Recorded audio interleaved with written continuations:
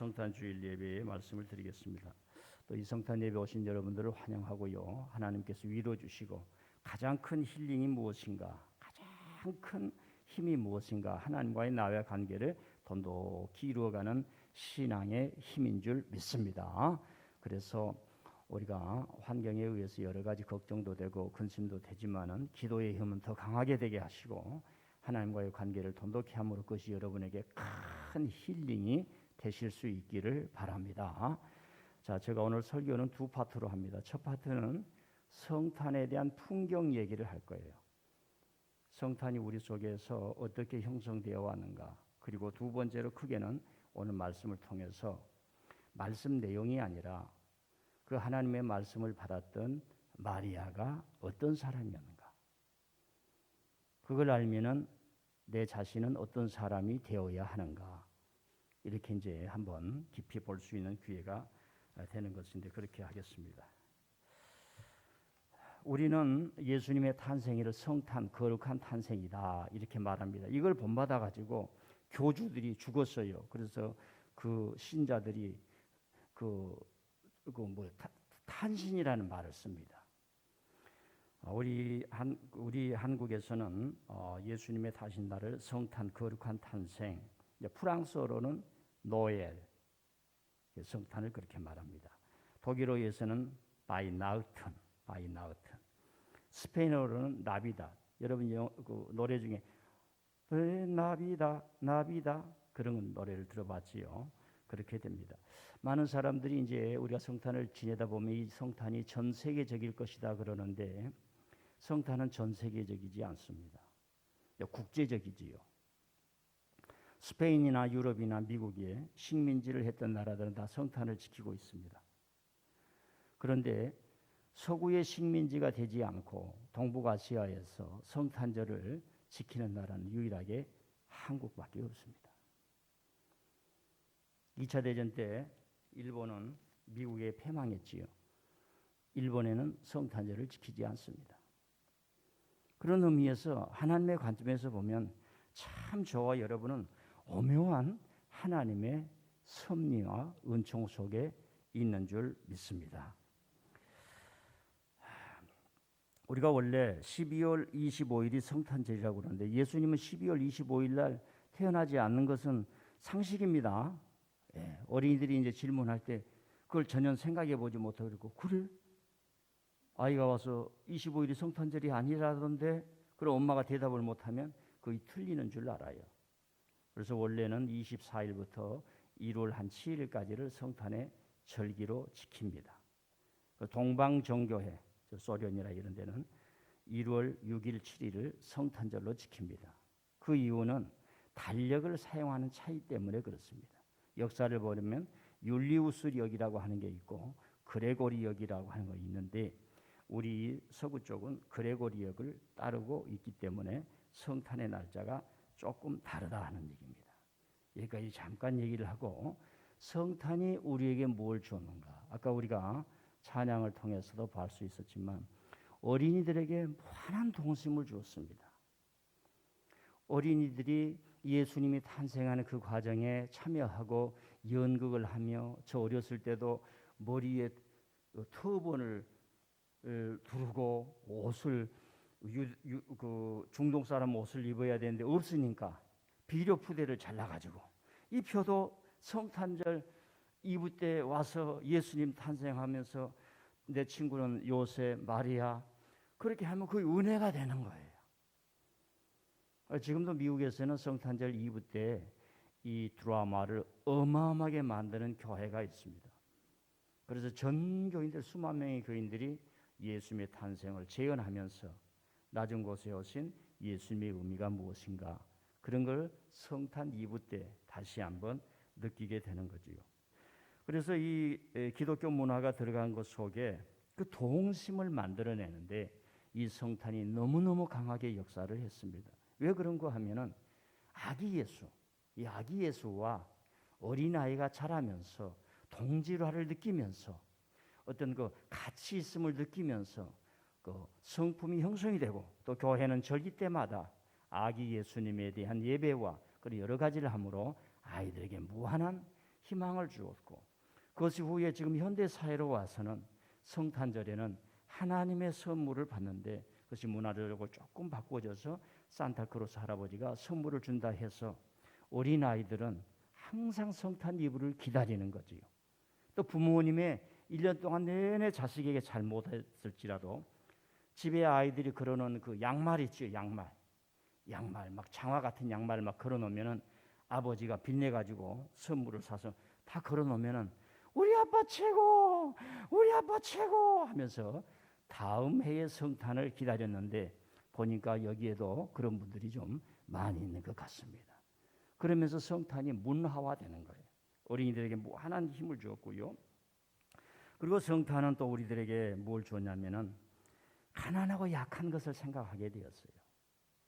우리들 보면 이 세상이 다 잘된 것 같지만 다 티끌과 같은 존재, 어려운 존재, 우리 주위에 왜 이렇게 아픈 사람이 많을까? 왜 이렇게 가난한 사람이 많을까? 왜 이렇게 소외된 사람이 많을까? 여러분요, 못 살아도 내가 열심히 살아서 성공해야지 이런 힘이 납니다.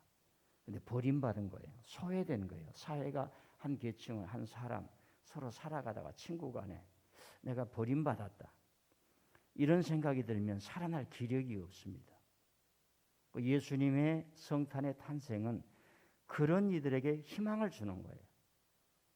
그래서 사실은 우리 개신교는 성탄절에 성경 말씀을 자꾸 전합니다. 그런데 다른 종교들, 이 종교회나 카톨릭에서는 메시지를 전하죠. 메시지. 성탄에 가난해 주신 이 주님처럼 우리가 가난의 현장에 가자. 지금 이 시대에 가장 아파하는 사람에게 희망을 주자. 이런 차이가 있습니다. 그래서 좌우지간 성탄 때에는 정말로 이 땅에 인생에 지치고 삶에 아파하는 그 사람들에게 하나님의 위로가 무엇인가, 또 우리 믿는 교회나 성도가 그들을 어떻게 대할 것인가, 이런 것을 생각하도록 만들었죠. 세 번째로는 성탄은 우리 사회에 평화의 상징으로 이렇게 나타나게 되었습니다. 하나의 이야기를 드릴게요. 1914년 7월 달 여름에 전 세계가 전쟁을 했어요. 유럽이 전쟁을, 유럽은 같은 종족이에요. 같은 종족인데 이제 약하게 말하면 자기들끼리 싸운 거예요. 프랑스하고 영국이 연합군이고 독일이 이렇게 침공을 하는데 더 치고받고 할 수가 없어서 전선이 형성이 된 거예요. 7월 달 여름에 시작해가지고 더 왔다 갔다 할 수가 없으니까 전쟁은 계속해야 되니까 참호를 팝니다. 참호가 얼마를 파냐? 여천장에서 여기까지 파는 거예요. 집 한 채가. 그 안에 사람 집도 살고요. 근데 병이 많아요. 다 병사들이 거기서 써 죽는 거예요. 그냥 쥐들이 많이 오고. 무서운 참호 전쟁이라고 그럽니다. 그런데 7월 달에 시작했던 전쟁이 끝나지를 않고 오갈 데가 없이 1914년도에 겨울이 옵니다. 유럽의 겨울이 얼마나 춥습니까? 근데 성탄절 이브가 왔어요. 어렸을 때 이 친구들은 독일 사람이든 프랑스 사람이든 영국 사람이든 다 교회에서 자랐어요. 성탄절에 아기 예수님께 나아가는 찬양을 불렀던 친구들입니다. 근데 20세가 돼서 총을 들고 지금 싸는 거예요. 그런데 그 기록을 보면 독일 막사에서 고향 떠난 아픔과 고통과 전쟁의 눈물과 아픔 속에 전사들의 노래가, 이런 노래를 불렀다는 거예요. 그 노래를 듣고 영국군이나 프랑스군 쪽에서 부르기도 하고, 그리고 자동적으로 위에서 명령이 정전, 휴전을 말하지 않았는데 이 병사들이 총을 놓고 전쟁을 안 하는 거예요. 그날은.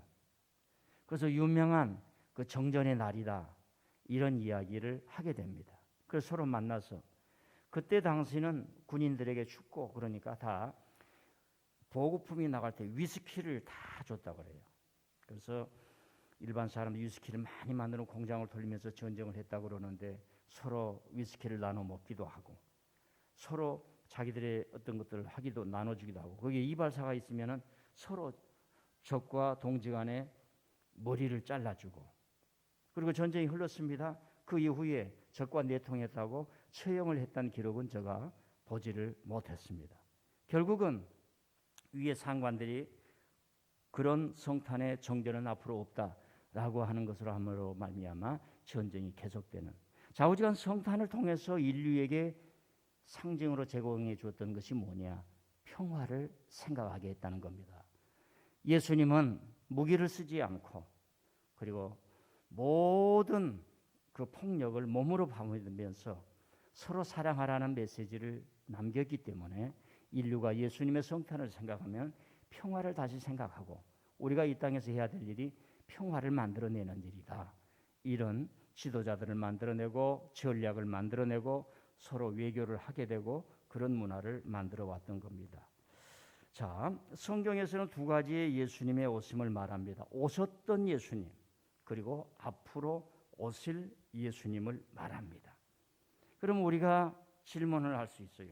구약에서 오실 예수님을 말씀하셨는데 왜 그때 당시에 소수의 사람들, 양치는 목동이나 동방의 박사들이나 그리고 마리아나 요셉 그리고 신실하게 성전에서 이 메시아를 기다렸던 세례 요한의 아버지 샤가라와 어머니 엘리사벳 외에는 많은 사람들이 예수님을 영접하지 못했을까라고 하는 이야기입니다. 오늘 우리는 교회 메시지에서 마라나타, 주님은 다시 오신다. 이 말이 파루시아라는 말입니다. 이 파루시아라는 뜻이 영어로는 return, 주님이 다시 오신다 그러는데 신학자들 간에 이게 통일되지 않았어요. 그만큼 어려운 이야기입니다. 자, 주님의 다시 오심을 저와 여러분은 어떻게 기다리고 있는가? 저와 여러분이 2000년 전으로 시간을 뺏겨서 그 자리에 있었으면 주님의 오셨음을 믿을 수 있는가? 갈릴리 사람들은 분명하게 믿는 사람들이 나오지요. 그 사람들이 복음서에 기록된 사람들입니다. 왜 그때 당시에 예언자들을 통해서 말씀을 통해서 종교적 제의를 통해서 메시아가 오신다고 하나님께서 말씀하셨다. 어떤 어려움과 역경 속에서도 우리는 하나님의 나라를 기다리며 가자 했을 때에 하나님은 이쪽 마리아나 요셉이나 이런 사람들에게 알려주었을까? 그리고 대다수의 하나님을 읊었던 야훼를 말했던 사람들은 오히려 예수님의 오심을 거부했던가? 과연 저와 여러분은 다시 오실 예수님에 대해서 어떤 자세를 취하는가? 이런 것들을 우리가 생각해 봅니다. 자, 또 한 번 생각해야 할 것은 누가 어떤 연유로 예수님의 탄생을 궁금해했을까? 우리는 많은 성도들이 예수님의 탄생을 알았다고 생각합니다. 그러나 거의 100년이 되도록 예수님의 탄생에 대해서 관심이 없었습니다. 초대교회의 핵심이 뭐냐면 예수님은 나의 구주, 메시아. 그래서 그 예수님은 큰 능력과 권능을 가지고 삶에서 로마에 쫓기고 헬라에 쫓기고 페르시아에 쫓기고 나라가 짓밟혀진 그 현상 속에서 너무나 고통스러울 때 이 세상을 좀 통치하면서 뭔가 우리들에게 희망을 줄 수 있는 세속적인 왕 중의 왕을 많이 생각을 했습니다. 그러다가 예수님을 알아가면 알수록 예수님에 대해서 관심이 일어나면서 예수님의 탄생 이야기를 합니다. 야, 지금 우리가 이것만 가지고는 안 되는구나. 이 이야기도 해야 되겠구나 했던 사람이 마태와 누가라고 하는 겁니다. 이런 관점에서 보면 마태와 누가는 대단히 해안이 있던 사람이에요. 대단히 뭔가 눈이 밝은 사람입니다. 예수님을 교리적인 예수님으로만 알았던 그 시대에서 예수님의 탄생의 그 육신의 오심을 말했는데 그게 바로 마태와 누가 복음에서 우리는 그걸 발견하게 됩니다. 자, 마태와 누가복음에 예수님 탄생 이야기가 상당히 깊게 차이가 있습니다. 마태복음에서는 예수님이 오신다는 얘기를 남자에게 찾아가서 알려줘요. 요셉에게. 누가복음에게는 여자에게 찾아가서 알려줍니다. 근데 우리가 이 성경만 보고 기록만 보고 이렇게 추정을 해보면 천사가 요셉에게 먼저 찾아갑니까? 마리아에게 먼저 찾아갑니까? 마리아에게 먼저 찾아갑니다. 너가 잉태할 것이라. 그 배가 불렀어요.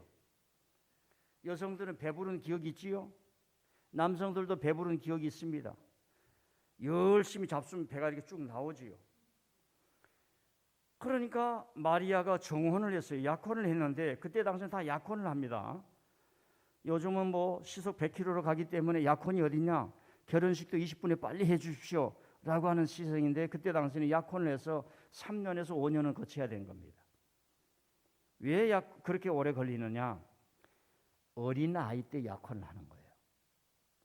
나이가 덜 차도 부모님이 허락을 하면 종혼이 되는 시대입니다. 그러니까 오래 기다리는 거예요. 그걸 기다리면서 사모함과 인내와 기다림을 가슴에 가득 채우는 거예요. 그러니까 그 결혼한 날이 얼마나 즐겁겠습니까? 우리는 기다림에서 오는, 연모함에서 오는 감각이 많이 상실이 되어 있습니다. 교회도 내일 모레 갑자기 부흥돼야 돼요. 기도도 내일 모레 갑자기 와야 응답이 돼야 돼요. 이런 시대를 우리가 살아가고 있습니다. 그러니까 마리아가 배가 부르니까 요셉이 큰일 났구나. 이 여자 데려왔다가는 큰일 났구나. 그래서 주위 사람들이 얘기도 했겠지요. 그 사람 소문이 좋지 않다는데 마리아가 누구를 만났는지 배가 부른다는데, 이제 이 정혼을 끊으려고 하는 겁니다. 왜 끊으려고 했느냐? 자기 마음이 아니라 율법에, 법에 정당하게 결혼 안 하는데 자기 아내 될 사람이 아이를 가졌으니 그것은 끊을 수 있는 거예요. 의에, 법에 충실했기 때문이다. 이런 얘기가 마태복음에 나옵니다. 그때 천사가 찾아가서 너의 마리아를 데려오기를 두려워하지 말라, 이 말씀을 주신 거예요.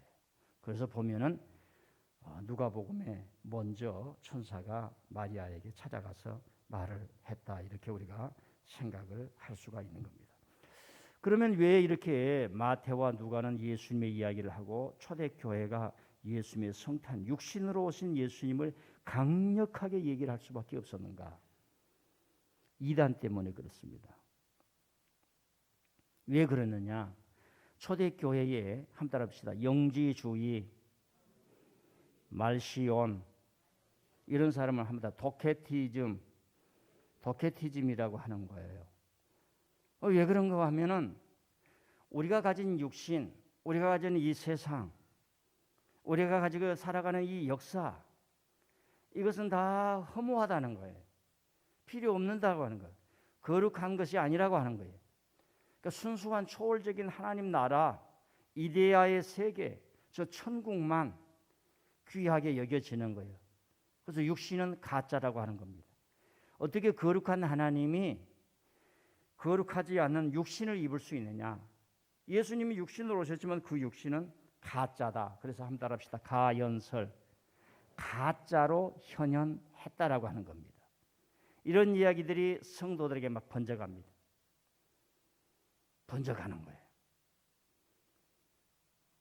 기존 교회 나가니까 설교를 듣는데 알아들을 수도 없고, 뭐 성경도 공부하지 않고, 그러니까 어디를 이만이 어디를 가보니까 막 거기는 젊은 사람도 모이고 막 대단하다더라, 모이고 막 서로 막 오거니 주거니 막 말씀을 막 6개월 동안 직장도 안 가고 들여다 보니까 막 좋더라, 막 승진하는, 뭐 6개월 공부하면 그 다음 업되고, 그래 거기에 빠지는 거예요.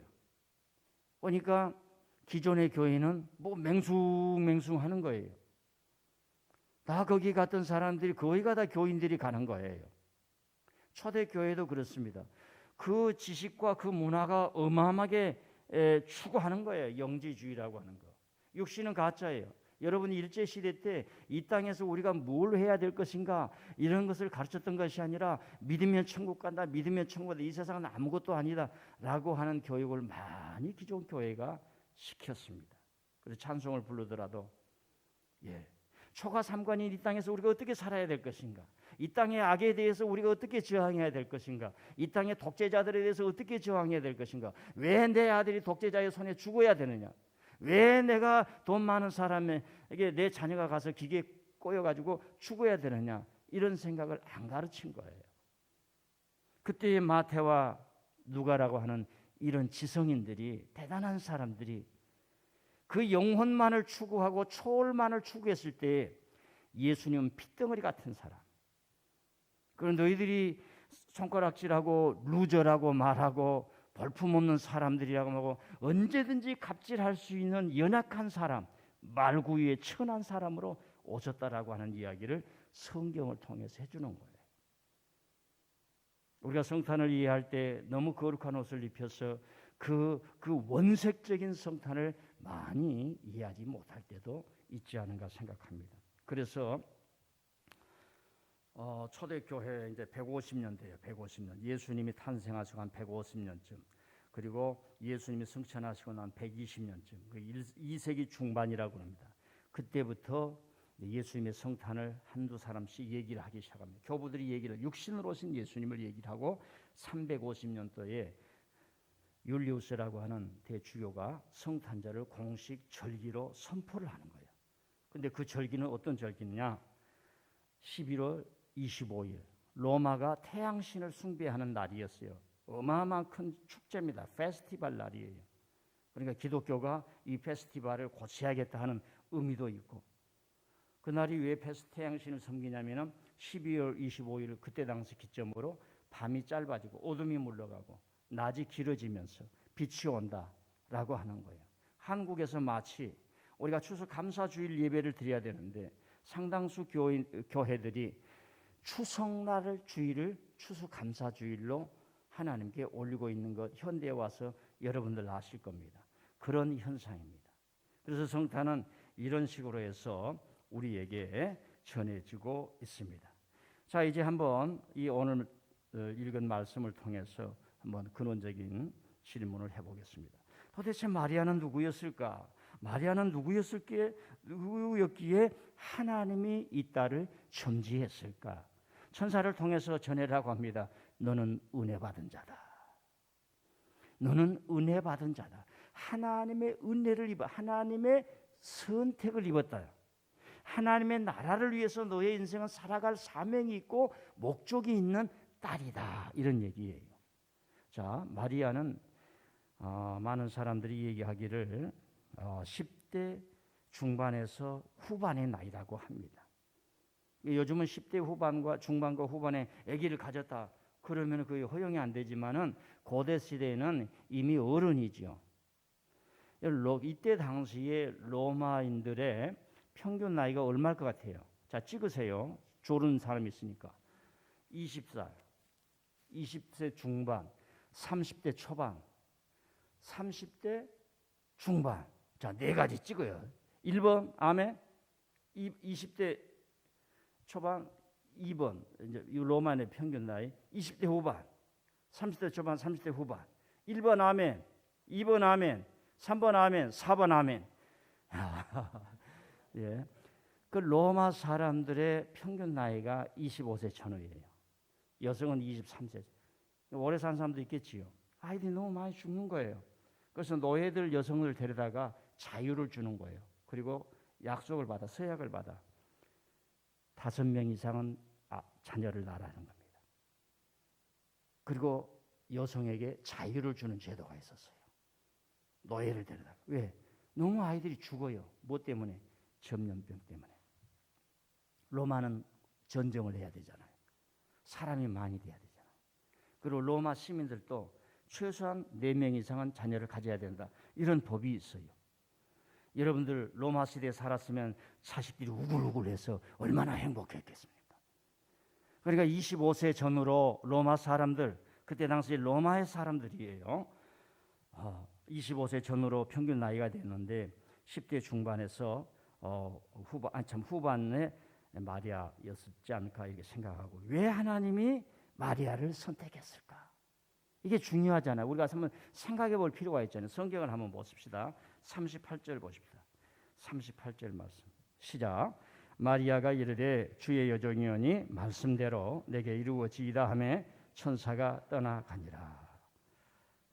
이게 깊은 바다와 같이 깊은 말씀이 있습니다. 천사가 와서 오니까 두려워하지요. 자초지종을 천사가 다 얘기를 해줘요. 그리고 하나님의 말씀은 능치 못함이 없다. 마리아가 나는 결혼 안 했습니다. 어떻게 얘기가 생겨요? 이렇게 말해요. 나는 남자를 알지 못합니다. 결혼 안 했어요. 결혼 안 했어요. 하나님의 말씀은 능함이 없다. 천사가 말하는 거예요. 그때 알아들어요. 목사님, 제가 민들레 교회에 온 지요 1년도 안 됩니다. 이렇게 말하는 사람이 있고, 목사님 제게 일감을 주셔서 감사합니다. 아멘. 그러니까 하나님의 말씀이 오면 못할 일이 없어요. 내게 믿는 자에게 능치 못함이 없느니라, 이 말은 슈퍼맨, 무슨 마술 같은 큰 일을 벌린다는 게 아니라, 전에는 하나님의 일을 생각한 적이 없는데 믿고 하나님을 의지하며 행하면 자기를 초월해서 하나님의 일을 한다라고 하는 말씀이에요. 천사가 말합니다. 주의 말씀은 능함이 없느니라, 이렇게 가르쳐 주는 거예요. 그런데 그 말씀까지는 우리가 이해를 할 수가 있습니다. 이때 당시에는 여러분, 우리가 상식적으로 좀 알아야 돼요. 난자와 정자가 합해져서 아이를 낳는다, 이 지식이 없던 사회입니다. 그러니까 아이가 탄생하는 과정을 생리학적으로 나온 지식이 200년도 안 돼요. 그 전에는 왜 아기가 생긴지 몰랐어요. 시집가고 장가가면 생긴 줄 알았어요. 근데 어떤 사람 한 10무대기씩 막 생기는 거예요. 좀 미안해. 10사람씩. 근데 어떤 데는 아이가 안 생겨. 아이가 안 생겨요. 특히 어디서 안 생겨요? 부잣집이 안 생겨요. 그러니까 첫 번째를 갈아요. 두 번째도 가는데 안 생겨. 이걸 어찌해?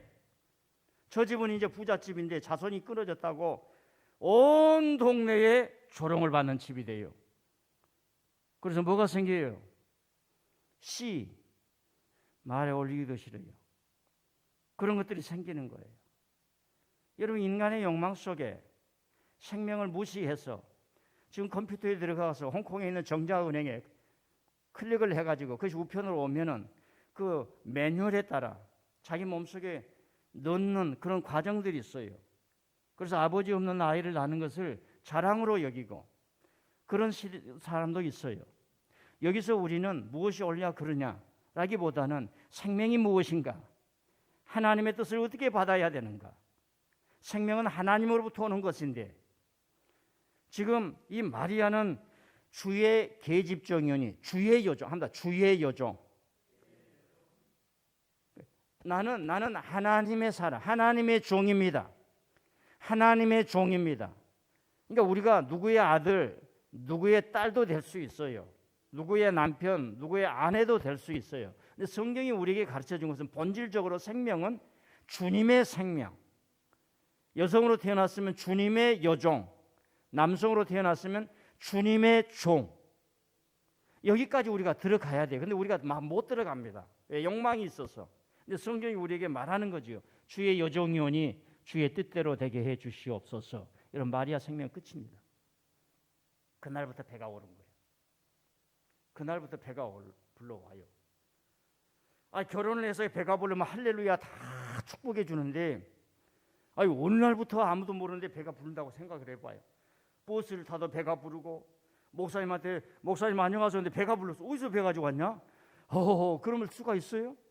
우리 인류가 가지고 온 어떤 그 관습과 법칙에서 그게 허용되지 않습니다. 근데 그 길을 걸어가는 거예요. 주의 말씀 능함이 없느니라. 여기에 깊은 배경에 나오지 않는 것. 마리아는 그 시대의 혼돈을 하는 거예요. 제가 항상 구약을 전할 때 한나라고 하는 여인이 얼마나 위대한 여인이었던가 우리 교인들에게 한 번, 두 번씩 말씀한 게 있었을 겁니다. 그 여인은 아이가 없는 게 큰 문제가 아니에요. 시대가 왜 이래 가냐? 시대가 왜 이래 가냐? 테스 형, 시대가 왜 이래 갑니까? 묻는 것이 아니라 노아처럼 하나님 앞에서 이 시대에 아버지의 뜻이 어떻게 나타나야 됩니까? 내 인생에 내가 나이가 50이고 60이고 70인데 아직까지 하나님의 말씀에 총알 한번 맞지 못했는데, 성령의 화살을 맞지 못했는데 내 인생이 왜 이래야 됩니까? 한번 절규를 해봐야 돼. 지식을 제대로 배운 사람이 대학교 1학년에 가서 교양을 배우면서 철학을 배울 때에 부딪힌단 말입니다. 부딪혀. 80년대를 살아왔던 사람들이 한양대 교수, 이영희 교수의 전환시대의 논리 책 한 권만 읽어도 이게 어렵습니까? 제가 말하는 게 지금 책 한 권만 읽어도 사람이 바꿔서 악이 무서운 거구나. 왜 구로공단에 저 여성들에게 노임을 제대로 주지 않아야 되는가? 그런 의가 왔어요. 지금 마리아는 주의 계집종으로 주의 계집종이니 말씀대로 이루어지기를 원하나이다. 이 고백은 그가 인생을 살아오면서 세상을 보면서 하나님의 뜻이 이루어져야 되겠군요 라고 하는 것으로 이 사람은 믿음으로 정신으로 삶으로 준비된 여인이었다는 얘기입니다. 그게 어디에 나오느냐? 이 정신적이고 신앙적인 범민을 넘어서니까 자기 안에서 찬양이 나오는 거예요. 그걸 한번 읽어보겠습니다. 뒤로 넘기면 마리아 찬가라고 46절입니다. 46절부터 56절까지 46절부터 56절까지 쭉 한번 읽겠습니다. 시작. 마리아가 이르되 내 영혼이 주를 찬양하며 내 마음이 하나님 내 구주를 기뻐하였으면 그의 여종의 비천함을 돌보셨음이라. 보라 이제 후로는 만세의 날을 복이 있다 일컬이리로다. 능하시니가 큰 일을 내게 행하셨으니 그 이름이 거룩하시며 긍휼하심이 두려워하는 자에게 대대로 이르는도다.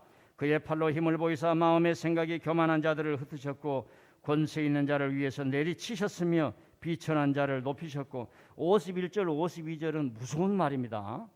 여성으로서 이 세상을 바라볼 때에 무엇이 무너져야 되고 무엇이 일어서야 되는가 무서운 말이에요.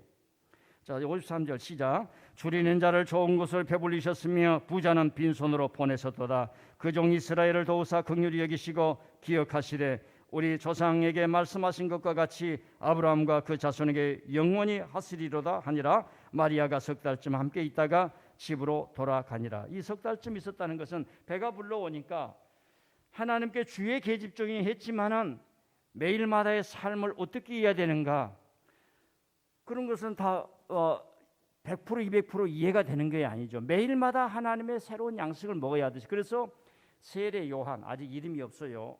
아기를 뵌 이모 엘리사벳 합니다. 엘리사벳이 영어로 엘리자베스입니다. 엘리자베스에게 간 거예요. 엘리자베스도 지금 곧 아기를 낳고 여기가 빌려 있는데 자기 조카가 오는 거예요. 뭐 조카라고 얘기합시다. 처녀가 이쁘장한 처녀가 배가 불러서 오는 거예요. 한 6개월이면 배가 많이 부르죠. 여성도 표가 나지요. 요 정도는 되지요. 요 정도? 저는 미국에서 이 성경을 읽다가 놀라운 체험을 했어요. 이때 엘리사벳은 제사장의 아내예요. 평생을 성전에서 살았어요. 평생의 정결 예식에 머리가 박힌 여인이에요.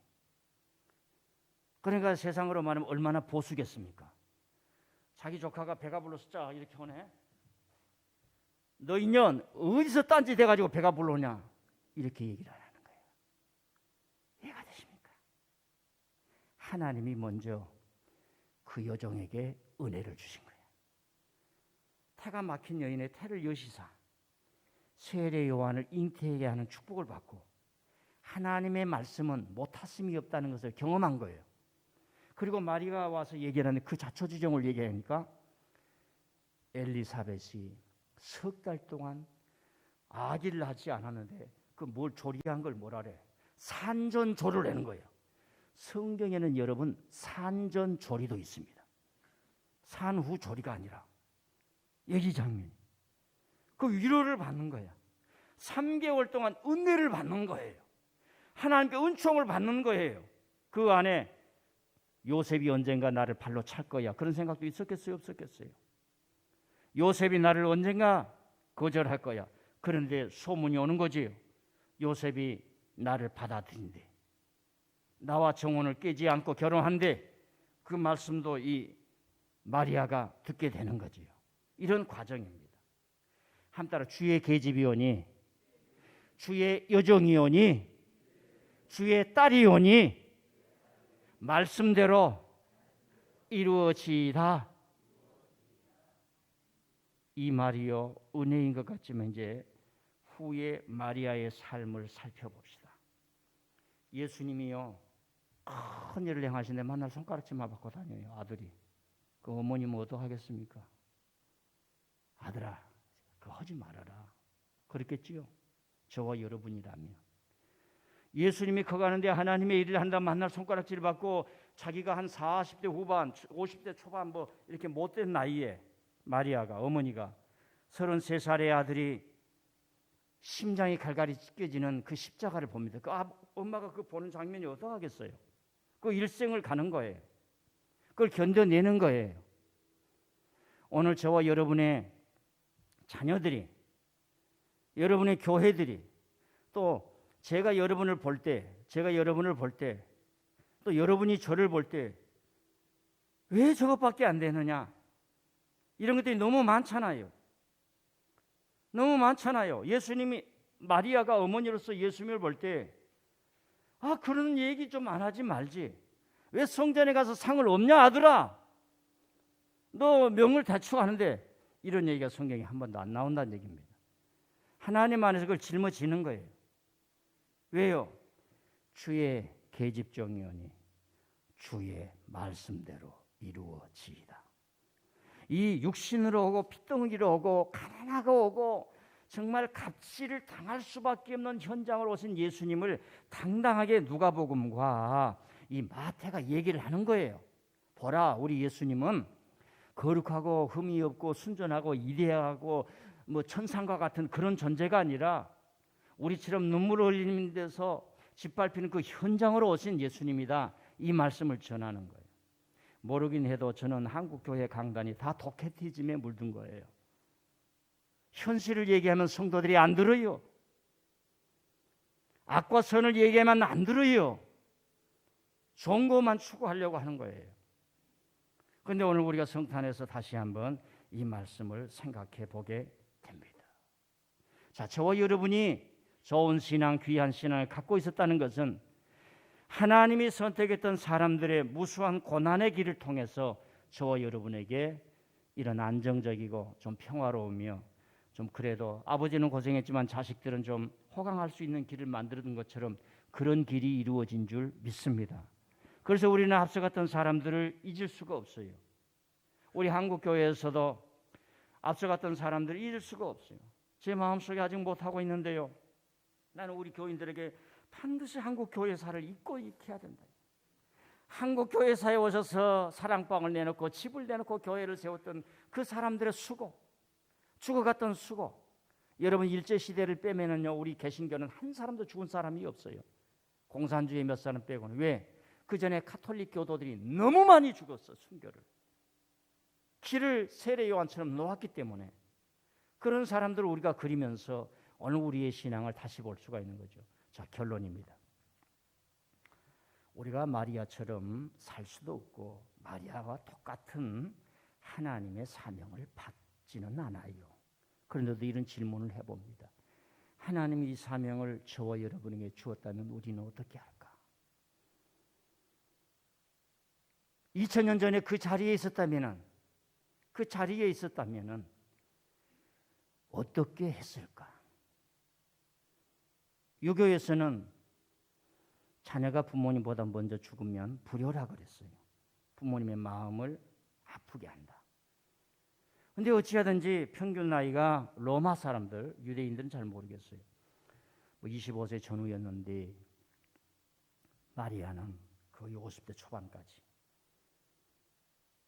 이렇게 두었던 하나님의 섭리는 무엇이었을까? 그 아들의, 그 예수님의 길을 지켜주고 옆에서 보아주고. 제가 요한복음을 얘기할 때 이 어머니 마리아는 어떤 일을 했는가? 죽이고 이 방아쇠를 당긴다는 거죠.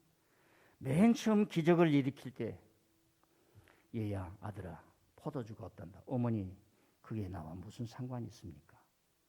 그때에 종들이 가서 무슨 말을 하든지 그대로 하라. 물 떠오라 그러면 떠오고 무슨 말을 하든지. 즉 아들이 하나님 나라의 어떤 메시아로서 선지자로서 일을 할 수 있는 길을 오픈해 줬던 거예요. 저와 여러분이 그 누군가를 위해서 오픈해 주는 것. 바나바는 사도 바울을 위해서 오픈해 주는 것. 제가 지칭해서 좀 죄송합니다만 우리 박병동 목사님 모셨어. 신동채 목사가 목회할 수 있도록 기도하시고 오픈해 주는 것. 그걸 마리아가, 어머니가 했던 겁니다. 그리고 아들과 동일한 길을 걸어가면서 마지막에 그 아들의 시신을 홀로 붙들고 장례를 치르죠. 그건 왜 그래요? 하나님 아버지 이 아들을 통해서 이 계집종의 몸을 통해서 주의 구원을 이루셨다는 이 어마어마한 구원의 역사. 그래서 오늘 우리는 성경을 보고 그분의 헌신을 본받는 겁니다.